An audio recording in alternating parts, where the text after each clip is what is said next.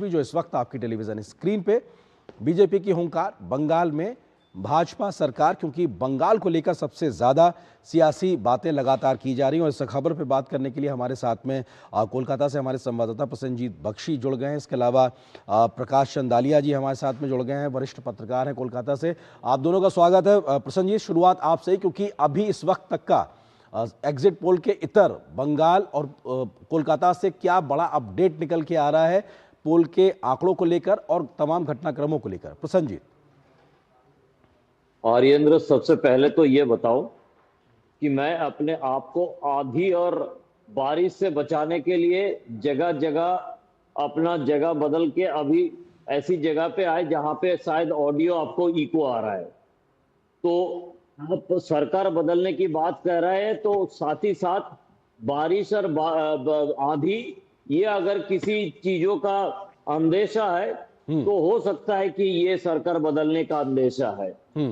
ये प्रकाश अच्छी तरह से बोल सकता है, वो काफी जानकार पत्रकार है, वो बोल सकता है कि ये बारिश और आंधी कोई सरकार बदलने का नहीं, प्रकृति भी कई बार संकेत और संदेश देती है, लेकिन अभी एग्जिट पोल तक है। एग्जैक्ट पोल 4 मई को पता लगेगा, उस दिन किसकी बारिश और आंधी आती है देखना दिलचस्प होगा। प्रसन्नजीत, निश्चित तौर से आप जो बात कह रहे हैं संकेतों में समझना दिलचस्प है। हाँ, अब ये बताए कि जिस तरह से लोग अब निकल के दूसरी चरण में भी मतदान किए हैं, ये काफी महत्वपूर्ण बात है, क्योंकि इसमें कोलकाता शहर जो बड़े शहरों में गिना जाता है, जैसे दिल्ली या बेंगलुरु या मुंबई की बात करें, जहां पे लोग वोट देने के लिए निकालते नहीं थे, जहां पे लोग ऐसे हम कहते थे कि इस बड़े शहर में लोग 50 से 60% मतदान करते हैं। तो लेकिन ऐसे समय पे इस साउथ कोलकाता में अगर लोग करीब करीब 90% के आसपास, मतलब 87 से 88% के आसपास मतदान किए हैं नॉर्थ कोलकाता के लोग, और ये कोलकाता के जो ग्रेटर कोलकाता के लोग ये 90% के आसपास मतदान किए हैं। ये पूरी तरह से मैं कहूंगा कि इलेक्शन कमीशन की एक बधाई की पात्र है इलेक्शन कमीशन, और साथ ही साथ इलेक्शन कमीशन ने लोगों के मन में भरोसा दिलाने की जो काम किए हैं, वो पूरी तरह से लोगों ने इस भरोसा को साथ में लिए है, और मन में जो भय था वो भय को दूर करके लोगों ने सुबह से, ये मौसम साथ दिया है लेकिन लोगों ने ये भरोसा साथ में लेकर, बिल्कुल प्रसन्न जी, आप जो बात कह रहे हैं वो आप जो बात कह रहे हैं, कम से कम चुनाव आयोग ने तो लोगों का भरोसा जीत लिया, भय के खिलाफ जाके भरोसा जीत लिया है। अब राजनीतिक तौर पर बीजेपी क्या भरोसा जीतती है 4 तारीख को पता लगेगा। प्रकाश जी भी हमारे साथ जुड़े हुए। प्रकाश जी, बढ़ा हुआ मत प्रतिशत हमने देखा पहले दौर में, अब दूसरे दौर में भी वही बम्पर वोटिंग। एग्जिट पोल के जो तमाम नतीजे दिखाई पड़ रहे हैं वो एक सर्वे को छोड़ के बाकी सभी में बीजेपी सीधे तौर पे सरकार बनाती नजर आ रही है, पहली बार बंगाल में। क्या ये बढ़ा हुआ मत प्रतिशत सीधे तौर पे परिवर्तन से जोड़ के देखा जा सकता है?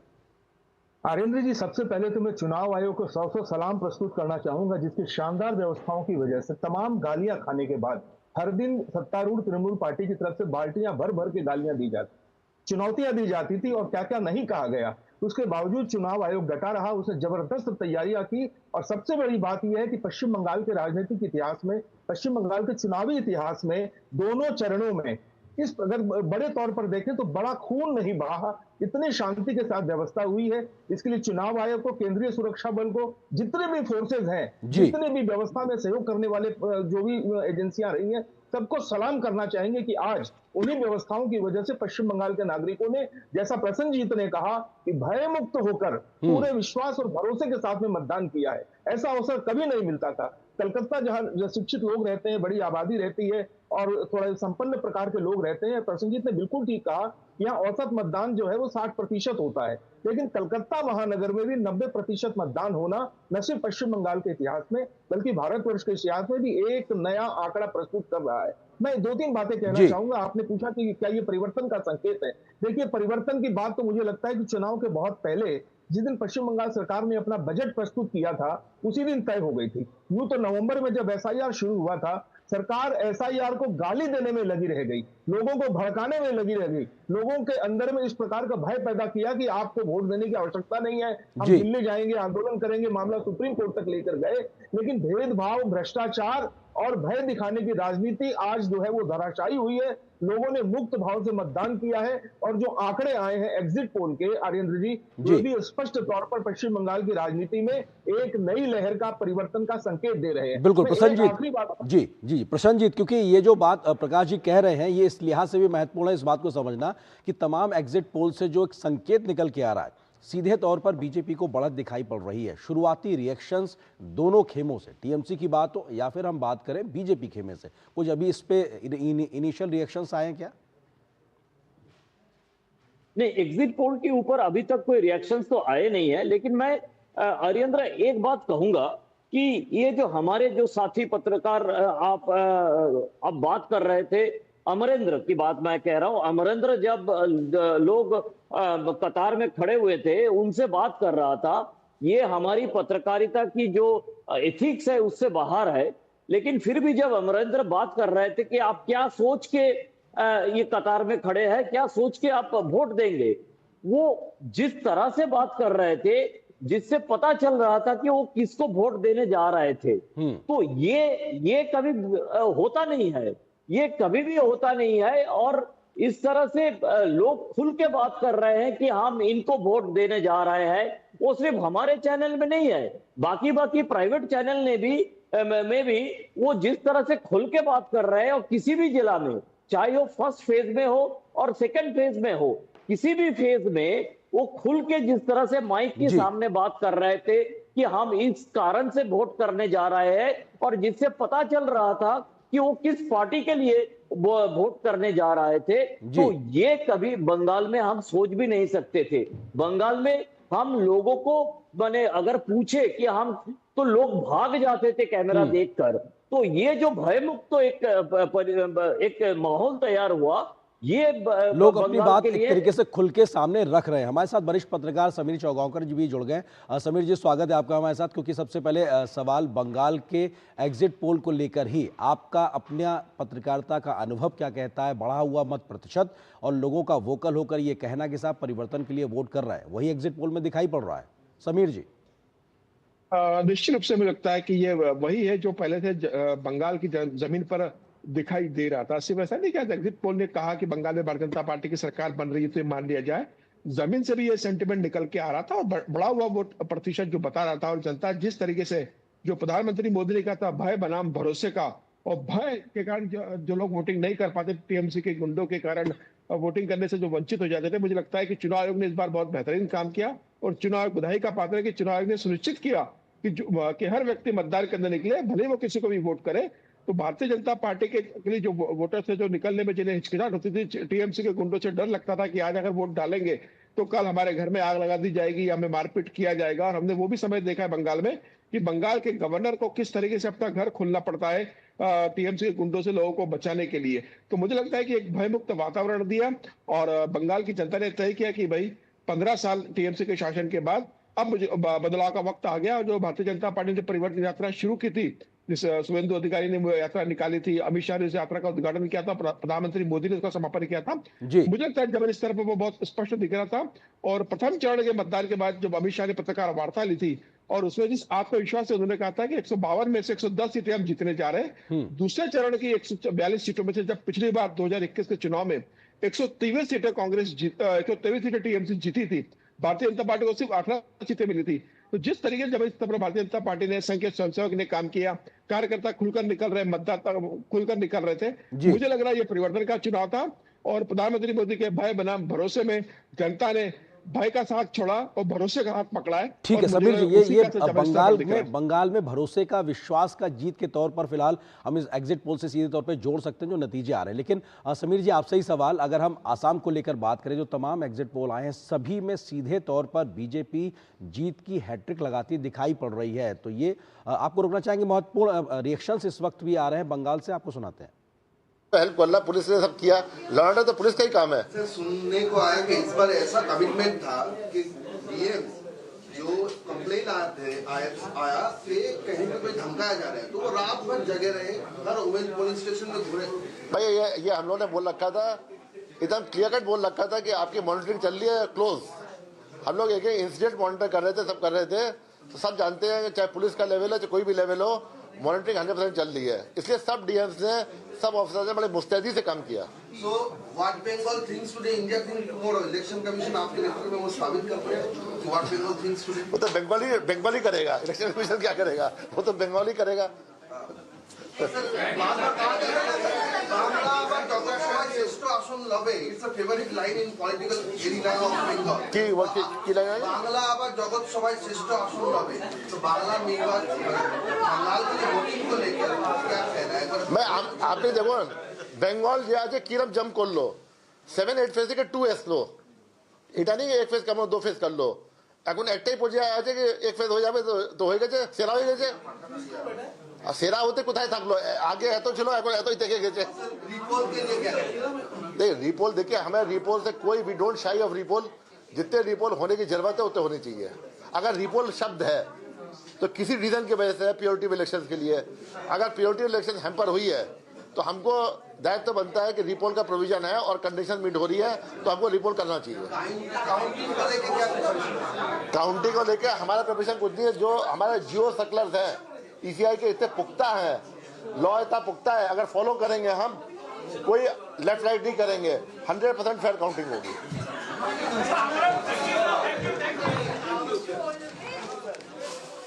तो पश्चिम बंगाल के मुख्य निर्वाचन अधिकारी मनोज अग्रवाल सीधे तौर पर, क्योंकि चुनाव आयोग का चेहरे के तौर पर पश्चिम बंगाल में इस बार चुनाव के दौरान कोई हिंसा नहीं हुई, मौत नहीं हुई, ये अपने आप में बड़ी बात उन्होंने साफ तौर से कही। और ये हमने बीते तमाम चुनावों में देखा है कि बंगाल में हिंसा के बीच में तमाम मौतें होती थी, लेकिन इस बार चुनाव के दौरान एक भी मौत नहीं होना बेहद संतोषजनक कहा जा सकता है। हालांकि छुटपुट घटनाएं होना एक अलग बात। 2021 में 24 लोगों की मौत हुई थी और ये सीधे तौर पर राजनीतिक हिंसा के तहत 24 मौतें 2021 के चुनाव में हुई थी। इस बार चुनाव के दौरान एक भी मृत्यु नहीं हुई। कम से कम ये संतोषजनक स्थिति। 2016 में 7 लोगों की मृत्यु हुई थी चुनाव के दरमियान, जब विधानसभा के चुनाव हुए थे, तो अपने आप में रक्त रंजित इतिहास रहा है। 2021 में 24 लोगों की मृत्यु हुई थी, लेकिन इस बार के चुनाव में किसी एक भी बंगाल के व्यक्ति की मृत्यु ना होना बेहद संतोषजनक स्थिति, क्योंकि जो पिछले ऐतिहासिक स्थितियां रही हैं पश्चिम बंगाल के चुनाव की राजनीति की, हिंसा की, रक्त रंजित इतिहास की, अपने आप में बेहद महत्वपूर्ण है। उस लिहाज से ये इस समय की स्थिति, छुटपुट घटनाओं को छोड़कर ऐसी कोई बड़ी घटना नहीं हुई जिसके लिए कहा जा सके कि इतना बड़ी हिंसा इस बार बंगाल में देखने को मिली है। 2 चरणों में चुनाव हुआ और अपने आप में ये बेहद संतोषजनक खबर अपने आप में कही जा सकती है। और अब लगातार हमारे साथ में खास मेहमान बने हुए हैं, हमारे सहयोगी संवाददाता प्रसन्नजीत बख्शी हमारे साथ बने हुए हैं, प्रकाश अंदालिया जी हैं, वरिष्ठ पत्रकार समीर चौगांवकर जी भी हैं। प्रसन्नजीत, क्योंकि ये बहुत महत्वपूर्ण है इस बात को समझना, हिंसा के आज झगड़े की तस्वीरें लगातार आज दिन भर सुर्खियां बटोरती रहीं, लेकिन कम से कम वैसी हिंसा की तस्वीरें 2021 की, 2016 की, 2011 की नहीं देखने को मिली, जिसकी वजह से बंगाल के चरित्र पे दाग लगता था कि साहब हिंसा के बिना राजनीति यहाँ हो नहीं सकती। जल्दी से प्रसन्नजीत। आर्येंद्र, देखिए, ये जो सवाल था हमारे साथी सौरभी कर रहा था, उसी की आवाज हम सुन रहे थे जी। और बीच में जो बंगला में हुआ है उसमें रविंद्रनाथ ठाकुर की एक कविता बोल के उन्होंने पूछा कि बंगाल फिर से पूरे दुनिया में श्रेष्ठ आसन लेंगे, तो उसमें मनोज जी सीईओ साहब उन्होंने बताया कि हम 8 फेज की चुनाव से 2 फेज में उतर आया और आने वाले दिनों में हमारा चुनौती है 1 फेज में चुनाव करना, तो बंगाल फिर से श्रेष्ठ बन जाएगा। तो ये काफी पूरे दुनिया के, पूरे देश के लिए एक मैसेज है। और ये भी एक ब्रेकिंग कह सकते हैं कि इलेक्शन कमीशन के लिए बंगाल की चैलेंज सामने है कि बंगाल के में बिना रक्तपात की चुनाव करना, 2 फेज में चुनाव करना नहीं, अभी 1 फेज में चुनाव करना और 1 फेज में चुनाव करके दिखाना है कि बंगाल में भी 1 फेज में चुनाव बिल्कुल 4 मई के नतीजे किसी राजनीतिक दल के हक में जाए, लेकिन आज कम से कम चुनाव आयोग तो जीता वो कहा जा सकता है जिसने इतना बेहतर तरीके से काम किया है। समीर जी, एक सवाल इस बात को लेकर कि असम की अगर बात की जाए तो वहां पर बीजेपी एग्जिट पोल में हैट्रिक लगाती लगातार दिखाई पड़ रही सारे तमाम सर्वेज में, और तमिलनाडु में भी जो सर्वे आ रहे हैं उसमें भी मिक्स स्थिति दिखाई पड़ रही है। एआईएडीएमके भी है तो डीएमके भी दिखाई पड़ रही है। छोटा सा आपका रिएक्शन समीर जी। देखिए, मुझे लगता है कि आसाम को लेकर किसी को भी कंफ्यूजन नहीं होगा। आसाम में तय था कि भारतीय जनता पार्टी तीसरी बार बनाएगी। हेमंत बिश्व शर्मा जी इस भरोसे के साथ चुनाव में गए थे और वहां कांग्रेस जमीनी स्तर पर रही थी। चुनाव के बीच में कांग्रेस के बड़े नेताओं ने कांग्रेस का दामन छोड़ दिया था, तो आसाम को लेकर कहीं पे कोई विवाद नहीं था। कांग्रेस कहीं टक्कर नहीं थी। भारतीय जनता पार्टी तीसरी बार सरकार बना रही है। जहां तक तमिलनाडु की बात है, तमिलनाडु में ये कहा जा रहा था कि भाई जो सुपरस्टार विजय, उनकी पार्टी से किसको फायदा होगा, किसको नुकसान होगा, वो क्या भूमिका निभाएंगे। ये कहा जा रहा था कि भाई लगातार 2 बार सरकार बनती नहीं है, एक बार एआईडीएम की बनती है, एक बार डीएमके की बनती है। इस बार भारतीय जनता पार्टी और एआईडीएमके मिलकर क्या सरकार बनाने की स्थिति में आएंगे, या स्टालिन ने जो गठबंधन वहां बनाया उसके दम पर वापस कांग्रेस और डीएमके मिलकर वहां सरकार बना लेंगे। तो मुझे लग रहा है कि तमिलनाडु में टफ है, लेकिन फिर भी मुझे लगता है कि डीएमके का पलड़ा भारी है।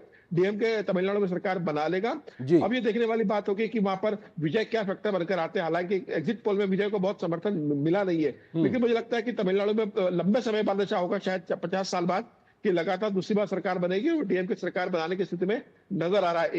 एआईडीएमके में जिस तरीके से टूट हुई, पलानीस्वामी और पन्नीरसेल्वम में झगड़ा हुआ, पन्नीरसेल्वम चले गए पार्टी छोड़कर, उन्होंने डीएम का दामन थाम लिया, उसका भी नुकसान मुझे लगता है। हालांकि भारतीय जनता पार्टी 27 सीटों पर चुनाव लड़ी है और बहुत अच्छे से भारतीय जनता पार्टी ने वहां एनडीए को एकजुट रखा है। देखते हैं भारतीय जनता पार्टी कैसा प्रदर्शन करती है, लेकिन डीएमके मुझे लगता है सरकार बना लेगी तमिलनाडु में। और आसाम में कोई प्रश्न नहीं है, भारतीय जनता पार्टी 2/3 बहुमत से आसाम में सरकार बना रही है। बिल्कुल, बहुत बहुत शुक्रिया आप तीनों का हमारे साथ जुड़ने के लिए। इन तमाम केरल में मुझे लगता है कि एलडीएफ बना लेगा, यूडीएफ बना लेगा। केरल में यूडीएफ कांग्रेस बना सकती है। हाँ, कांग्रेस की, क्योंकि यूडीएफ की स्थिति वहां बेहतर दिखाई पड़ रही है, इसमें कोई दो राय। तमाम सर्विस बातों कह रहे हैं। बहुत बहुत शुक्रिया वक्त इतनी अनुमति दे रहा आप तीनों का हमारे साथ जुड़ने के लिए, इस खबर पर विस्तार से बात करने के लिए। यहाँ पर एक छोटे से ब्रेक के लिए रुकते हैं। ब्रेक के बाद जब वापस आएंगे